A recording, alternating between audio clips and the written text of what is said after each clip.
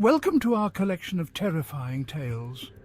Tonight, we journey through the chilling and mysterious corners of autumn, where the shadows grow longer and every sound sends a shiver down your spine. Turn off the lights, grab a blanket, and prepare yourself.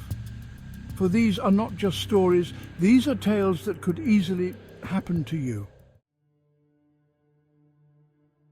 In a small town in Maine, where fall colours lit up the sky, a group of friends gathered for what they called their last bonfire before winter.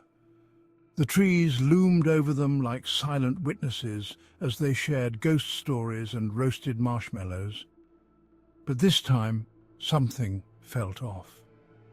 The air was colder than usual, and there was a sense that they weren't alone in the woods.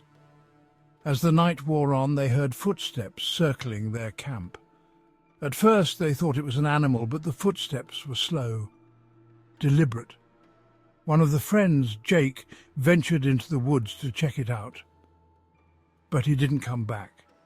The others called for him, but the only response was the crackling of the fire. When they finally went looking for him, they found Jake standing at the edge of the woods, staring at something none of them could see. His eyes were wide and his face pale, as if he had seen a ghost. When they tried to snap him out of it, he whispered, "We shouldn't have come here. She's watching us." That night they fled the woods, leaving their bonfire still burning. The next morning, authorities found the fire still smouldering, but Jake was nowhere to be found. He was never seen again. Are you brave enough to drive down Harvest Road at night? On the outskirts of a rural town, there's a stretch of road known by locals as Harvest Road. It was a common shortcut for drivers, especially in the fall when the scenery was most beautiful. But as the legend goes, driving down Harvest Road at night was an invitation for something sinister. One fall evening, a young woman named Lisa decided to take the road home after a late shift. The sun had already set, and the trees arched over the road, creating a tunnel of darkness. As she drove, she felt an icy chill in the car, even though the heater was on. Suddenly, her headlights illuminated a figure standing in the middle of the road. A woman, dressed in old-fashioned clothing with long hair covering her face.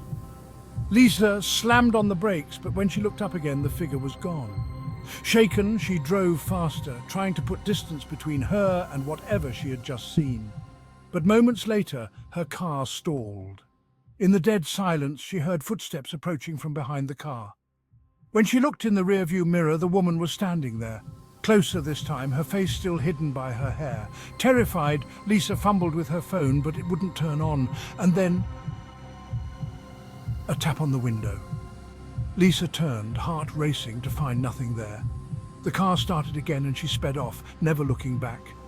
To this day, locals warn drivers not to take Harvest Road after dark. They say the woman is still out there waiting for her next victim. Are you brave enough to face the unknown in the heart of Indiana's farmland, where cornfields stretch as far as the eye can see? During the fall, when the corn is ready to be harvested, the fields become eerily quiet.